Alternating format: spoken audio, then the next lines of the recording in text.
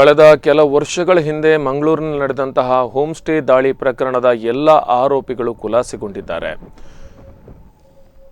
ಮಂಗಳೂರಿನ 6ನೇ ಹೆಚ್ಚುವರಿ ಜಿಲ್ಲಾ ಮತ್ತು ಸತ್ರ ನ್ಯಾಯಾಲಯ ಮಹತ್ವದ ತೀರ್ಪು ನೀಡಿದೆ. 6ನೇ ಹೆಚ್ಚುವರಿ ಜಿಲ್ಲಾ ಮತ್ತು ಸತ್ರ ನ್ಯಾಯಾಲಯದ ನ್ಯಾಯಾಧೀಶ ಕಾಂತರಾಜು ಆದೇಶ ಸಾಕ್ಷ್ಯಾಧಾರಗಳ ಕೊರತೆಯಿಂದ ಆರೋಪಿಗಳು ದೋಷಮುಕ್ತರಾಗಿದ್ದಾರೆ ಎಂದು ಹೇಳಿದರು.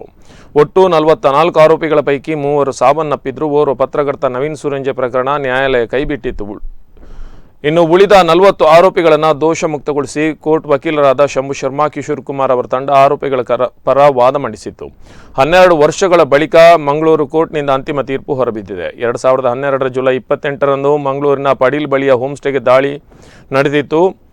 ಮಾರ್ನಿಂಗ್ ಮಿಸ್ಟ್ ಹೋಮ್ಸ್ಟೇ ಮೇಲೆ ದಾಳಿ ನಡೆಸಿದ್ರು ಹಿಂದೂ ಜಾಗರಣ ವೇದಿಕೆಯ ಕಾರ್ಯಕರ್ತರು. ಬರ್ತ್ಡೇ ಪಾರ್ಟಿಯಲ್ಲಿ ನಿರತರಾಗಿದ್ದ ಯುವಕ ಯುವತಿಯರ ಮೇಲೆ ದಾಳಿ ನಡೆಸಲಾಗಿತ್ತು. 44 ಆರೋಪಿಗಳ ವಿರುದ್ಧ ಆರೋಪ ಪಟ್ಟಿ ಸಲ್ಲಿಸಿದ್ರು ಮಂಗಳೂರು ಗ್ರಾಮಾಂತರ ಠಾಣಾ ಪೊಲೀಸರು.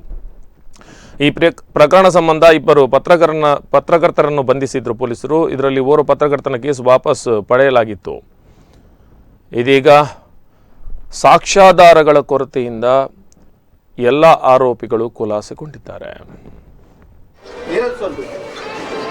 2012ರಲ್ಲಿ ನಡೆದ ಘಟನೆ 2013ರಲ್ಲಿ ಚಾರ್ಜ್ ಶೀಟ್ ಹಾಕಿದ ನಂತರ ಈ ನ್ಯಾಯಾಲಯದಲ್ಲಿ ಈ ಪ್ರಕರಣದಲ್ಲಿ 40ಕ್ಕಿಂತ ಮೇಲಿನ ಸಾಕ್ಷಿಗಳ ವಿಚಾರಣೆಯನ್ನು ನಡೆಸಿದ ನಂತರ ನ್ಯಾಯಾಲಯವು ಇದರಲ್ಲಿ ಈ ನೊಂದವರು ಅಂತ ಹೇಳಿದವರು ಅವರು ಸಹ ಬಂದು ಸಾಕ್ಷಿಯನ್ನು ನೋಡಿದ್ದಾರೆ.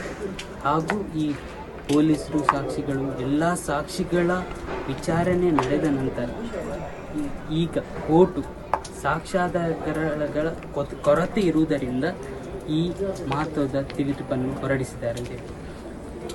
ಈ ಕೇಸಿನಲ್ಲಿ ಮಂಗಳೂರು ಬಾರ್ ಅಸೋಸಿಯೇಷನ್ನ ಹಿರಿಯ ನ್ಯಾಯವಾದಿಗಳಾದ ಶಂಭು ಶರ್ಮಾ ಅವರು ವಾದವನ್ನು ಮಂಡಿಸಿದ್ದರು. ಅದರ ಜೊತೆಗೆ ಬೇರೆ ವಕೀಲರಾದ ಕಿಶೋರ್ ಕುಮಾರ್ ಆಗಿರ್ಬೋದು, ಅರುಣ್ ಬಂಗೇರರ್ ಆಗಿರ್ಬೋದು ಹಾಗೂ ವೇಣುಕುಮಾರ್ ಆಗಿರ್ಬೋದು